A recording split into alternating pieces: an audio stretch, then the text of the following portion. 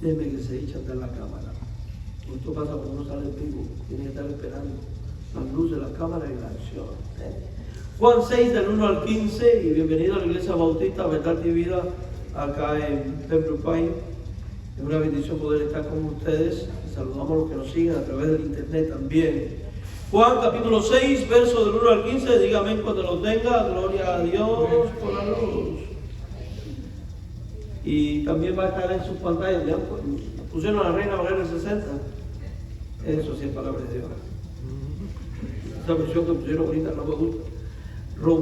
Juan 6, del 1 al 15, y dice así: después de esto Jesús fue al otro lado del mar de Galilea, el de Tiberias, y le seguía una gran multitud porque veían las señales que hacía en los enfermos. Entonces subió Jesús a un monte y se sentó allí con sus discípulos. Y estaba cerca la Pascua, la fiesta de los judíos. Cuando alzó Jesús los ojos y vio que había venido a él gran multitud, dijo a Felipe: ¿de dónde compraremos pan para que coman estos? Verso clave, verso 6. Pero esto decía para probarle, porque él sabía lo que había de hacer. Felipe le respondió: 200 denarios de pan no bastaría para que cada uno de ellos tomase un poco. Uno de sus discípulos, Andrés, hermano de Simón Pedro, le dijo: aquí está un muchacho que tiene 5 panes de cebada y 2 pececillos, mas ¿qué es esto para tantos? Entonces Jesús dijo: hacer recostar a la gente. Y había mucha hierba en aquel lugar, y se recostaron como en número de 5,000 varones. Tomó Jesús aquellos panes, y habiendo dado gracias, los repartió entre los discípulos, y los discípulos entre los que estaban recostados. Asimismo de los peces, cuanto querían. Y cuando se hubieron saciado, dijo a sus discípulos: recoged los pedazos que sobraron, para que no se pierda nada. Recogieron pues y llenaron 12 cestas de pedazos que de los 5 panes de cebada sobraron a los que habían comido. Aquellos hombres entonces, viendo la señal que Jesús había hecho, dijeron: este verdaderamente es el profeta que había de venir al mundo. Pero entendiendo Jesús que iban a venir para apoderarse de él y hacerle rey, volvió a retirarse al monte él solo. Padre amado de misericordia, en el nombre de Jesucristo rogamos la asistencia de tu Santo Espíritu para que nos dirija en la exposición de tu palabra. Ministranos, Señor, porque ocupamos de tu magisterio y de tu dirección y dependemos de tu iluminación. En el nombre de Jesús, sé tú hablando a nuestras vidas y a nuestros corazones. En Cristo, amén. Mis amados hermanos, cuando leemos el verso 1 se dará cuenta que comienza diciendo después de esto, indicándonos así el autor bíblico que lo que está por narrarse ocurre posterior a la controversia suscitada entre Jesús y los líderes judíos en torno al aquel estanque de Betesda, donde había sanado a aquel hombre. Jesús viene de Jerusalén a los límites, probablemente entre Betsaida y Tiro, y digo los límites porque si bien es cierto que este texto habla de una parte apartada en Tiro, los pasajes paralelos en Lucas lo ubican en las afueras de Betsaida, y estas dos ciudades pues colindan la una con la otra. La distancia es mucha. Jesús ha transitado un largo camino y se va a un lugar de operaciones muy conocido para él. La escena cambia de Jerusalén a Tiberia, y es interesante que cuando usted mira este lugar, se encuentra que alrededor de este lago no solo está Betsaida, donde Jesús ministró, Tiberia, donde Jesús ministró, ahí también se encuentra Capernaum y también se encuentra Gadara. Todos fueron lugares donde nuestro Señor fue ministrando y fue predicando. Este pasaje tiene sus paralelos en el Evangelio de Mateo y también el Evangelio de Lucas. Y a la hora de poder entender y poder sacar aplicaciones, es importante tratar de entender cuál es la intención del autor. Y digo esto porque en Mateo y en Lucas vemos que el autor quiere centrar toda la atención en la compasión de Jesús por la gente. Y en Juan, aunque definitivamente hay una preocupación por parte de Jesucristo para con la gente y un deseo de saciar, en este caso, el hambre que pudieron haber tenido a consecuencia de haber estado de viaje tras Jesús y de haber llegado a una ciudad completamente desconocida, una gran multitud, tal como dice el texto, lo cierto es que Juan tiene una intención distinta a la hora de narrar este acontecimiento. Y el énfasis recae en el hecho y en la intención que tiene Jesús de probar a sus discípulos. Si usted lee con cuidado el versículo 6, dice, esto decía para probarles.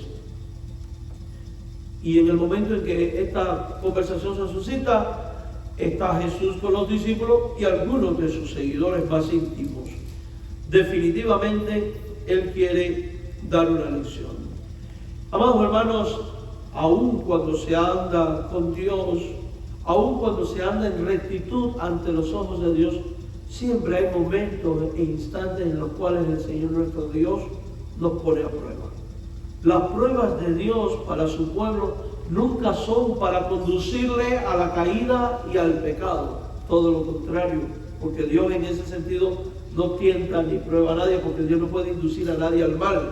Las pruebas de Dios siempre son para hacer crecer, madurar y traer beneficios a la vida espiritual y ministerial de sus siervos. Y esa es la intención de Jesús en este momento.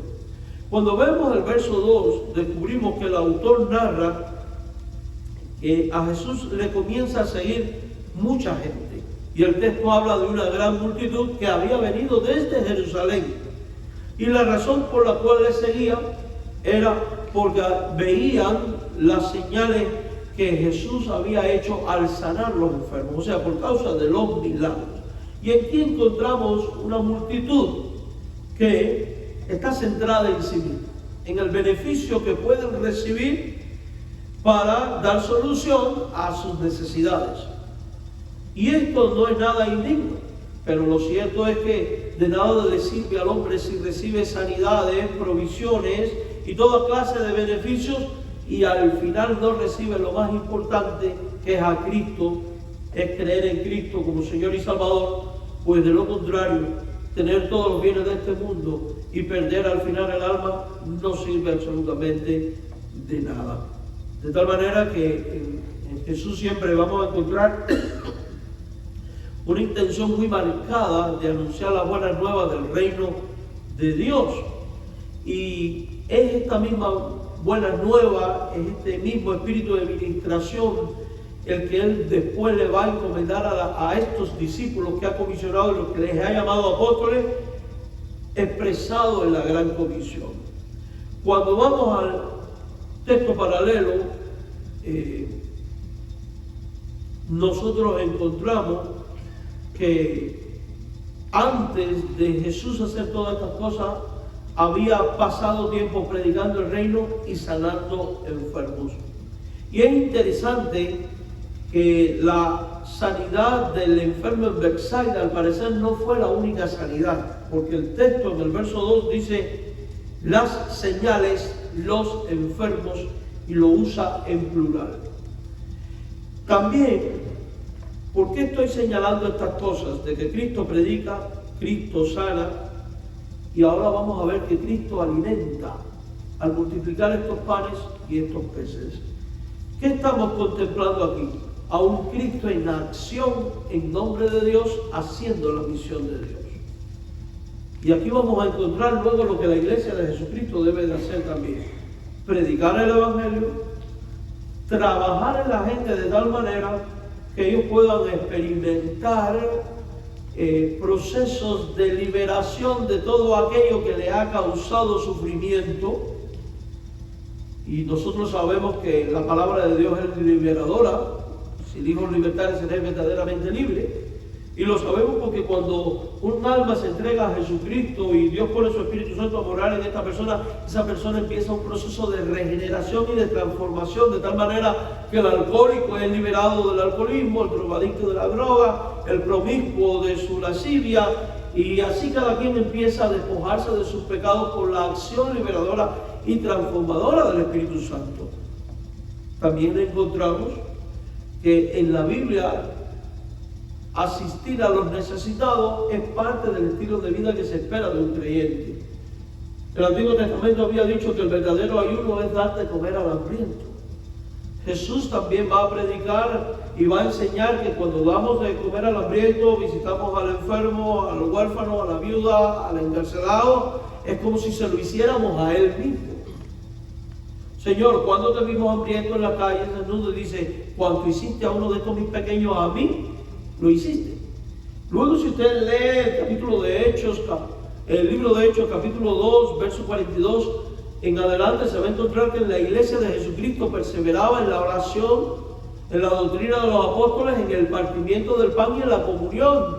Y los creyentes traían sus bienes y compartían con los otros, y dice que se ganaban el favor de Dios y de todo el pueblo, y el Señor añadía a la iglesia gente. Entonces, definitivamente tenemos una misión por mandato y por testimonio de predicar, de discipular para ser instrumentos de Dios en el proceso de renovación de las personas y también de servicio a los menesterosos. Pero también hay una realidad, y es la realidad que Jesús quiere que estemos conscientes de ella, pero al mismo tiempo quiere que aprendamos en medio de ella. Y es que hacer la obra de Dios requiere de recursos. Primero, de gente dispuesta a obedecer y hacer todo lo que Dios manda. Y en segundo lugar, recursos materiales. Y es aquí donde está el meollo de la cuestión en el Evangelio de Juan capítulo 6, y es aquí donde va a radicar la prueba. Hay una gran multitud que ha seguido a Jesús, hay una gran multitud que no es de aquel lugar, están en un lugar inhóspito donde no hay nada que comprar, y donde no hay nada que comer, y es entonces cuando en el verso 5 Jesús alza los ojos y ve, porque Jesús es alguien que no vive ignorante a la necesidad de la gente, y dice el texto bíblico, ve la gran multitud y se dirige a Felipe, uno de los 12. Una pregunta interesante, ¿por qué se lo dijo a Felipe? ¿Sabe Dios por qué? El texto no lo aclara, pero Felipe era uno de los 12. Y note la pregunta que le hace: ¿de dónde compraremos pan para que coman estos? Jesús tiene la intención de dar de comer a aquella gente. Quiere hacerlo. Pero hay una realidad: no hay dónde comprar, no hay con qué comprar, y sin embargo hay que alimentarlos. La pregunta de Jesús a Felipe no es porque tiene dudas, no es porque tiene una preocupación en el sentido en el que las solemos tener nosotros ante una necesidad, donde entramos en estrés, en ansiedad, ¿con qué voy a resolver? ¿Cómo voy a sacar esto adelante? Es porque Jesús les quiere probar su obediencia y su fe. Y es que eso es lo que hace Dios. Nos manda a hacer la obra, y en medio de este proceso nos va a ayudar a crecer a medida que va purificando nuestra obediencia y nuestra fe.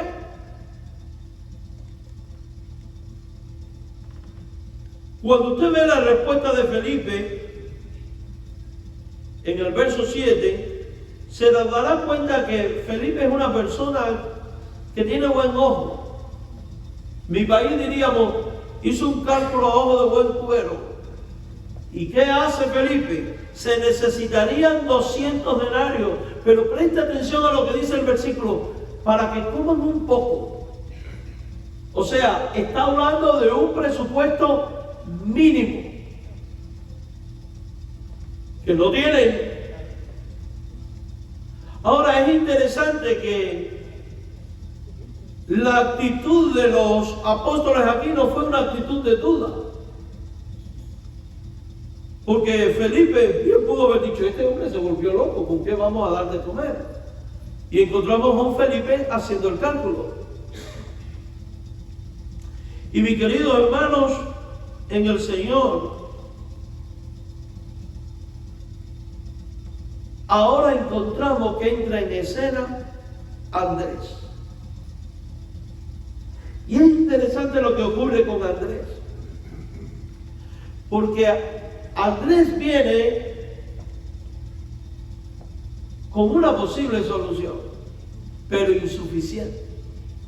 Aquí hay un muchacho con 5 panes y 2 peces.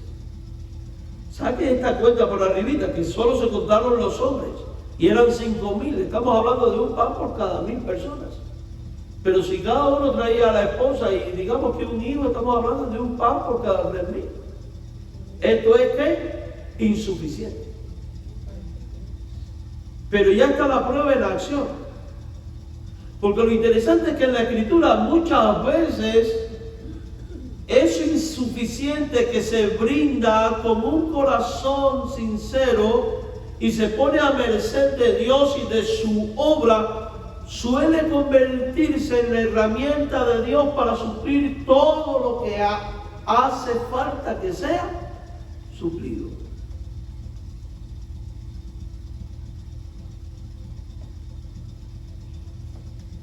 Y a veces leemos ciertos pasajes en la Escritura y no nos detenemos a pensar en pequeños detalles. Este niño, este muchacho tenía más que el resto. Tenía 7 veces más de lo que tenían los demás. Pudo haber dicho, mis panes y mis peces los voy a esconder porque... Y después yo, ¿qué como? Y sin embargo, ¿qué? Lo ofrece. En el corazón de los discípulos hay una disposición de obedecer el mandato de Dios de darles de comer. Dios está probando su obediencia. Y a veces Dios prueba nuestra obediencia en medio de nuestras carencias. Y no es la primera vez que esto va a ocurrir en la Biblia. ¿Recuerdan ustedes al profeta Elías? Como aquella viuda que tenía un hijo y lo único que tenía era tan solo un poco de harina y un poco de aceite, y ella dice, haremos una torta, comeremos él y yo y después moriremos, y el profeta le dice, da primero al profeta. Y la mujer decide creerle a Dios, confiar en Dios, obedecer a Dios, y nosotros conocemos la historia. La Biblia dice que después de aquello no faltó ni la harina ni el aceite en su casa. Porque lo poco que se ofreció para el bien de la obra y que por un acto de fe implicó una obediencia a Dios, Dios terminó ¿qué? Multiplicándolo. La fe de esta mujer fue sólida. También tenemos en la Escritura a esta mujer viuda que da tan solo 2 monedas en comparación con otros que dan una cantidad exorbitante de dinero, y Jesús la alaba diciendo, esta mujer ha dado más que todos los demás porque ha dado todo lo que tenía para vivir. Eso significa que esta es una mujer también de fe. Una mujer que no tiene miedo de ofrecer a Dios aún lo poco que tiene y ponerlo en las manos de Dios para que Dios sea honrado y glorificado. Y ahora nos encontramos con esta escena, donde un niño tiene tan solo 5 panes y 2 peces. Él no está trayendo dinero. Él está trayendo una especie que racionalmente es insuficiente. Pero las cosas de Dios no se pueden ver desde el punto de vista racional. Porque Dios es tan grande, tan extraordinario y tan poderoso que se glorifica de una manera magna a través de los pequeños gestos. Cuando nosotros superamos las pruebas y decidimos confiar en Dios. A la viuda el profeta dijo, dame de comer. Ella le dio de comer y Dios bendijo. Hubo obediencia y hubo fe. Aquí encontramos a Jesús diciendo, dadle de comer, que se recuesten en grupos. Otro de los evangelios dice que se pusieron de 50 en 50. Y no encontramos a los discípulos reprochando, sino a los discípulos diciendo a la gente, a ver, vamos a ponernos en grupos de 50 que vamos a repartir comida. Y lo interesante es que no hay dónde comprar, solo hay 5 panes, solo hay 2 peces. Pero hay alguien con un corazón dispuesto a obedecer y otro que ofrece lo poco que tiene. Ya la prueba ha comenzado.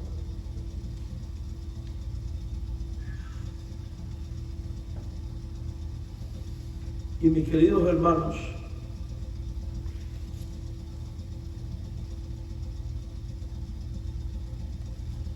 el texto bíblico no narra la bendición completa como en otros pasajes, en Mateo y Lucas. Si usted lee con cuidado, dice la Biblia en el verso 10, Jesús dijo, haced recostar a la gente, y había mucha hierba en aquel lugar, y se recostaron como el número. Jesús mandó, los discípulos ¿qué? Obedecieron. Verso 11, Jesús tomó los panes y habiendo dado gracias, solo dice eso, dio gracias, lo partió. Y mira el versículo lo que dice. ¿Lo dio a quién? A los discípulos. ¿Por qué Jesús no lo repartió entre la gente sino a los discípulos? Porque los que estaban siendo puestos a prueba ministerialmente hablando, ¿quiénes eran? Los discípulos. Y los discípulos eran los que tenían que ver el poder de Dios en ese momento, en todo lo que concierne a la obra. Y cuando los discípulos toman aquellos pedazos de pan y empiezan a repartirlo entre la gente, algo sobrenatural empieza a ocurrir. Los panes y los peces comienzan a multiplicarse. Pero es interesante, en el cálculo de Felipe, la gente hacía falta 200 denarios para que comieran un poco. Pero cuando decidieron obedecer y confiar en Dios, lo que parecía imposible ahora comienza a multiplicarse. Y de una manera tan extraordinaria que la gente no se conforma con un poco, sino que dice el texto que la gente comenzó a tomar todo lo que quería y además declara, se saciaron y como si fuera poco, sobraron 12 canastas, una por cada discípulo. Esta gente salen con unos mendrugos de pan y regresan con una cesta llena de pan. ¡Qué grande es Dios! ¿Pero por qué ocurrió esto? Uno, porque Dios es todopoderoso y tiene poder para hacerlo. Pero sobre todas las cosas porque ellos decidieron obedecer aun cuando el mandato parecía irracional e ilógico. Amada iglesia, Dios te ha dicho a ti y a mí, vayan por todo el mundo y prediquen el evangelio, enseñen a la gente que guarden todas las cosas. Y a través del proceso de revelación progresiva también nos ha ordenado a que seamos una iglesia enfocada en la gente, que ministra a la gente, no solo con el evangelio de Cristo, sino también supliendo necesidades. Y en medio de esta misión, amados hermanos, muchas veces nosotros no tenemos los recursos que humanamente quisiéramos o anheláramos, pero tenemos al Dios de la gloria que sí puede hacer que lo poco que se tenga al ponerse al servicio de Dios sea multiplicado y la obra cumplida. Uno tiene como iglesia que creerle a Dios, confiar en Dios y entender que cuando Él ha dicho, probadme en esto, yo abriré las ventanas de los cielos y derramaré bendiciones hasta que sobreabunde, no está mintiendo, está diciendo la verdad, porque Dios no es mentiroso. Por eso uno tiene que confiar en el Dios de la gloria y atreverse a obedecer, aunque no se entienda lo que aunque no veamos la luz al final del túnel en términos materiales. Porque es que Dios se mueve de una manera tan grande, mis hermanos. Y somos nosotros los que a veces nos detenemos para calcular Y somos nosotros los que a veces, movidos por los pensamientos racionales, dejamos de entender las cosas que son del Espíritu. Somos nosotros los que a veces, sin darnos cuenta, nos volvemos mezquinos y tan centrados en nosotros mismos que se nos olvida que eso pequeño que podemos tener puede marcar una diferencia en la obra de Dios. Porque lo que marcó una diferencia aquí fueron un niño con 5 panes y 2 peces. Lo que marcó la diferencia fue un grupo de apóstoles dispuestos a obedecer y un grupo de apóstoles que creyeron. La historia se va a repetir. Si usted va al libro de los Hechos, en el momento en que se derrama el Espíritu Santo y comienza el ministerio del nuevo pacto de la iglesia del Señor, se dará cuenta que ellos no tienen templo, ellos no tienen recursos, ellos no tienen un lugar donde congregarse, no tienen absolutamente nada, pero han decidido obedecer al mandato de Cristo, que en el poder del Espíritu ir y hacer la gran comisión. Y si usted lee el versículo 40 del capítulo 2 de Hechos, dice que con muchas palabras Pedro había testificado, estaba exhortando a la gente de que se arrepintieran y fueran salvos, y en el 41 dice que unos 3,000 recibieron su palabra y fueron bautizados y se añadieron a la iglesia. El grupo de 120 creció a 3,000. No hay una realidad. Estamos hablando de 3,000 con 3,000 problemas espirituales. 3,000 con 3,000 necesidades. ¿Por cuánto se multiplicó el rango de alcance de ministerio de la iglesia en tan solo un segundo? Entonces había que tener disposición para obedecer y fe para creer en que Dios daría la gracia, la sabiduría y proveería todo lo que hiciera falta para cumplir la gran comisión ahora con estos 3,000 y con el mundo que está por delante. Nada de esto fue un estorbo para que ellos perseveraran en lo que había que perseverar. Verso 42. En la doctrina de los apóstoles, en la comunión, en el partimiento del pan, en las oraciones, y a consecuencia de hacer todo esto, porque decidieron obedecer y confiar en Dios y tener fe en Dios, dice que el Señor comenzó a trabajar en esta iglesia y su temor se apoderó de la gente y Dios se estaba manifestando de manera sobrenatural, y el resultado fue una iglesia vibrante. Todos los que habían creído estaban juntos, tenían en común las cosas. La gente vendía sus propiedades, dice 45, y sus bienes. O sea que se derrotó toda clase de egoísmo y los repartían a todos según la necesidad de cada uno. La gente empezó a preocuparse por el prójimo y perseveraban unánime cada día en el templo, partiendo el pan en las casas, comían juntos. Verso 47, alabando a Dios, tenían el favor de Dios y del pueblo, y el Señor añadía. Uno tiene que examinar estas cosas y pensar y tener en cuenta que el Señor pide y quiere que primero te des tú mismo al Señor, te entregues tu vida, presentar vuestros cuerpos sacrificios vivos, santos, agradables a Dios, que presentes al Señor tu familia, que presente al Señor tus personas, tus bienes, tus recursos, conforme a la disposición de Él en tu corazón, pero que sobre todas las cosas lo hagas en la confianza y en el descanso de que Él siempre suple para que se haga lo que hay que hacer. Como iglesia a veces tenemos limitantes. Tenemos sueños porque queremos hacer la misión de Dios. Pero humanamente tenemos limitantes. Pero cuando se confía en Dios, las limitantes desaparecen. Nosotros, por estas cosas que ocurren, estamos viviendo un momento histórico tremendo. Queremos construir un edificio nuevo, pero no queremos deudas. ¿Y qué ha ocurrido?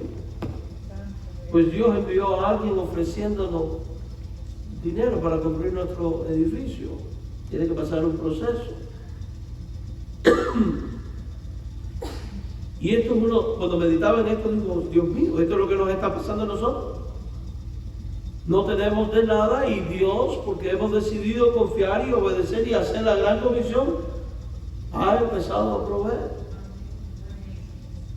¿Usted se imagina que al término de un año podamos estar teniendo un edificio nuevo, con salones nuevos, aulas nuevas y sin deuda?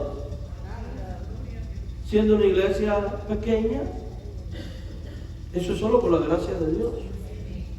Y es que lo que ocurre es lo siguiente. Uno tiene que tener cuidado de no enfocarse en programas, estructuras, sino en la misión. Lastimosamente, hoy en día la gente se está enfocando en estas cosas. Tener un templo lujoso, tener un renombre en la sociedad, ver qué programas tengo para que la gente sea atractiva y venga. Incluso en términos de evangelismo, a esto le han llamado hoy en día el anzuelo, para atrapar a la gente. Usted no tiene que atrapar a nadie, tiene que darle el evangelio. Y desafortunadamente, sin darnos cuenta, se han creado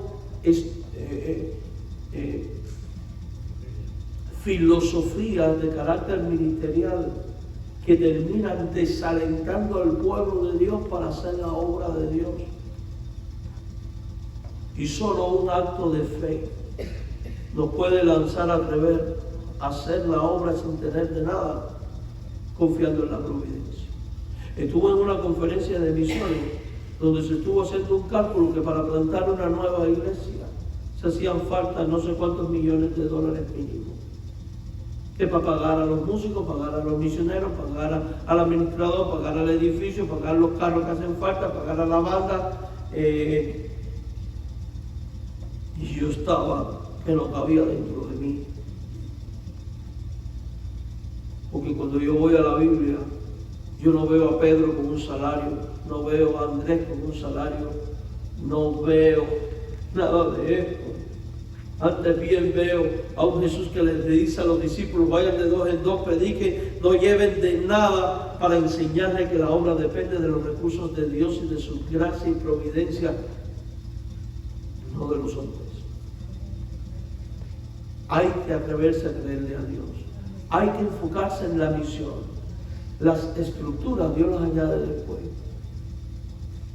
Sea fiel a la misión y el Dios de la gloria proveerá para la misión. Puede proveer de dos maneras: moviendo a alguien que venga y te dé, o simplemente tomando lo poquito que uno tiene y multiplicándolo. Y aquí podemos dar gloria y honra a Jesucristo, porque a pesar de ser una iglesia pequeña, nunca nos ha faltado de nada. No tenemos abundancia. Una vez me dijo alguien, aquí en esta ciudad fue, no, porque los pastores son unos vive bien, que andan en carros caros y mira acá, mija, ¿dónde es esa iglesia? Yo ando en un Hyundai del año 17, el pobre se está cayendo a pedazos. Y el salario, si se le puede llamar salario, y no me estoy quejando, aclaro, doy gloria y honra al Señor. Pero donde quiero llegar es que a Dios gracias, nunca nos ha faltado nada. Porque cuando se es fiel a la obra de Dios, Dios suple de una manera o de otra. Somos la iglesia a la que tenemos que aprender a descansar en Dios y a ofrecer lo que se tiene sin manipulaciones. Sin manipulaciones. Sino en la confianza en el Dios de la gloria. Mis queridos hermanos, ¿cuál fue el resultado de obedecer y confiar en las palabras de Jesús? 12 cestas llenas. ¿Cuál fue el resultado? La gente saciada.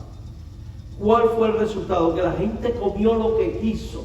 Y diríamos, gloria a Dios. Pero hay un resultado aún mucho más grande que todo eso. Y es lo que dice el versículo 14. Y que es y debe de ser nuestra mayor motivación. Y lo que nos impulse a hacer, a creer a colaborar y a tener fe en Dios. Aquellos hombres, viendo las señales que Jesús había dicho, dijeron: este verdaderamente es el profeta que había de venir al mundo. La obra más grande no fue barriga llena, sino almas redimidas. Almas reconociendo a Jesús como el Mesías y el Salvador. Eso es lo más grande. Necesitamos una iglesia que se atreva a obedecer a Dios, confiar en Dios y descansar en Dios y vivir la fe de tal manera que las almas sean conducidas a Cristo, sí, pero a través de una administración integral, comunicando el Evangelio y ayudando a la gente también. Porque una iglesia que impacta es aquella que predica y es aquella que ayuda. Porque Dios ha dicho: amarás al Señor tu Dios con toda tu alma, con toda tu mente y con todo tu corazón, y amarás a tu prójimo como a ti mismo. ¿Y quién es tu prójimo? Aquel que no puede hacer nada por ti. Y que Dios te ha mandado a ministrarlo y amar. Por eso la iglesia tiene que ser en todo tiempo un oasis, un instrumento de bendición. Porque cuando se ministra por amor a Dios y libre de intereses personales, el Evangelio causa impacto y las almas terminan creyendo. Porque la gente no es tonta. La gente se da cuenta cuando la iglesia está haciendo lo que está haciendo por un interés personal. Y aquí los intereses personales sobran. Porque el hombre y la mujer de Dios en la iglesia de Dios que ama a Dios hace las cosas para honrar a Jesucristo y porque vea en el prójimo a Cristo y porque se atreve a vivir de tal manera que aunque amando mucho sea amado menos, pues decía Pablo, y llega a un nivel en el cual le da al que no puede recibir nada de él. Y bendice cuando se le maldice. Y perdona aunque se le hiera. E incluso le ministra a aquel que fue su detractor. Mis queridos hermanos en el Señor, a veces nos quejamos por las carencias que tenemos. Y aprendamos en la vida a evaluar las cosas. Porque a veces las carencias son el resultado de la obra permisiva de Dios para probar nuestra madurez, nuestra disposición y nuestra fe.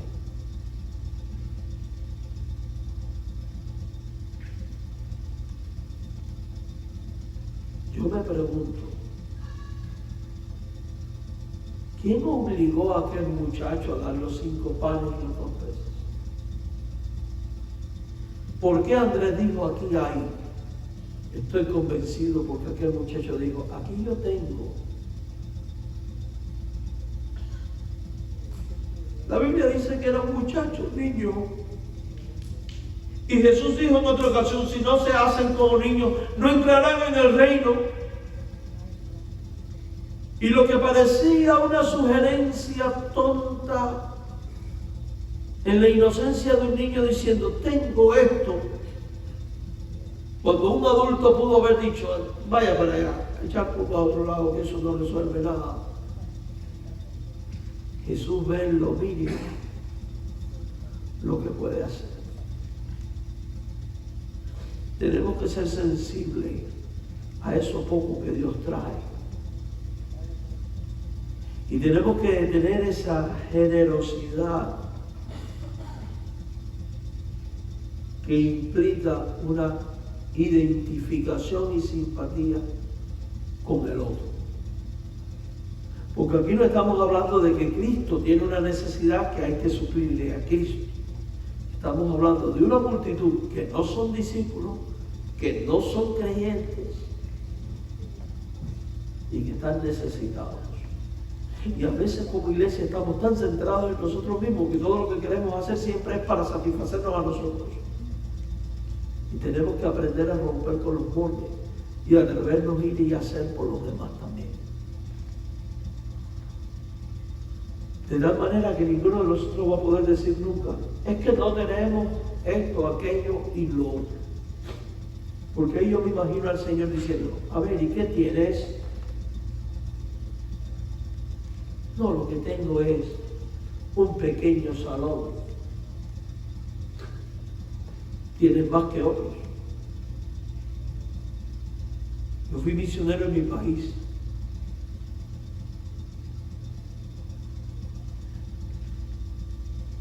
La mayoría de las iglesias allí no tienen ni siquiera una silla.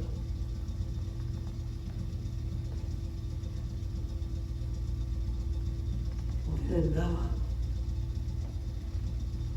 Y usted ve que los hermanos, lo poquitico que tienen, lo ponen a merced de la obra. Y Dios bendice de maneras.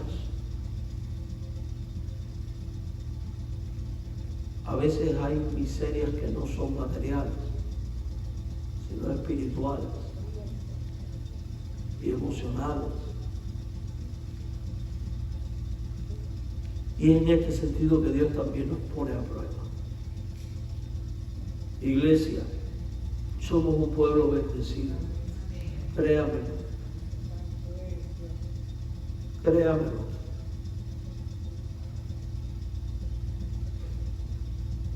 Y a veces no valoramos eso. Y nos atrevemos incluso a reclamar y a protestar delante de Dios.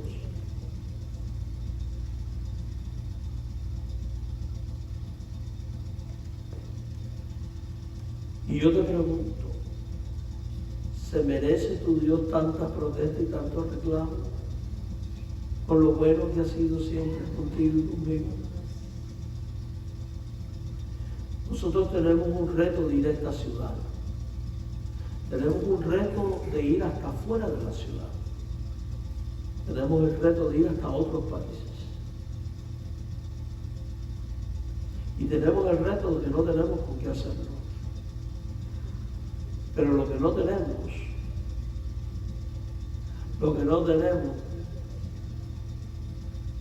no lo tenemos porque Dios no quiere. Y lo que no tenemos, fácilmente puede ser provisto por Dios. En estos días he estado meditando en estas cosas y alabo el nombre de Jesucristo por nuestra iglesia. Porque siendo una iglesia pequeña, tanto aquí como nuestra misión, tenemos un orfanato con casi 55 niños ya enfermos de SIDA, a los cuales le estamos dando alimento todos los días. Tenemos ya 2 comedores en Cuba donde se le están dando alimentos y desayuno, en uno a 37 niños, a otro a casi 60 y adultos. Tenemos otros misioneros en otros lugares. Y nos estábamos muriendo la semana pasada porque el aire acondicionado empezó a dar problemas y nos dijeron que costaba $13,000 arreglarlo. Mire, yo lo voy a ser sincero, no sé cuánto recuerdan hace 2 o 3 semanas que había un traqueteo aquí, traca. Bueno, cuando subieron allá arriba, el INSEE con su gente subió. Dicen que otra cosa se voló y se enredó en no sé qué y que no había que cambiar el aire. Yo digo, para mí fue Dios que arregló el aire porque esos aires son viejísimos. Y Dios nunca nos ha faltado. Y ¿sabe qué es lo más grande de todo esto, mi hermano? Que si somos fieles en hacer la obra y seguimos confiando en Él, nunca nos va a faltar. Y veremos nuestras canastas no llenas de pan, sino de almas viniendo al Señor. Y veremos a la gente saciada, no por haber comido solamente, sino por haber sido llenas del Espíritu de Dios y del pan de vida que es Cristo. Por tanto, asumamos con valor los retos que tenemos por delante. Hagamos la obra, confiemos en el Señor y Él va a hacer lo demás. Padre, gracias por tu palabra. Gracias por tu evangelio.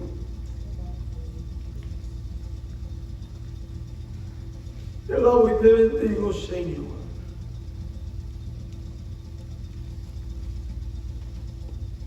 Tú eres un Dios maravilloso. Y día a día nos muestras cómo obras de manera providencial. Y simplemente te queremos pedir perdón si a veces nuestra fe falla y nuestro corazón no responde en obediencia. Bendícenos como iglesia, Señor. Queremos hacer tu obra. Tú sabes que no perseguimos gloria de hombres, sino trabajar para ver almas viniendo a los pies del Salvador. Ayúdanos a pasar nuestras propias pruebas, de salir victoriosos y triunfantes.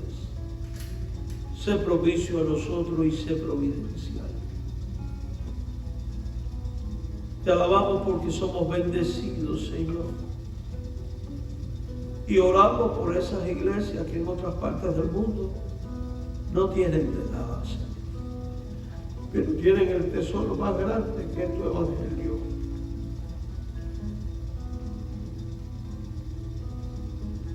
Recordamos esa iglesia de Apocalipsis. Aunque eres pequeño y sin poca fuerza, eres rico. Porque cuando tú estás, ya no hace falta nada más. Bendícenos. Padre de misericordia. Bendícenos. Y oramos para que sean otros los que puedan ver en Cristo al Señor y al Salvador. Oramos para que aquellos que aún no te conozcan puedan tener una experiencia real de vida eterna. Todo esto lo imploramos en el nombre de Dios.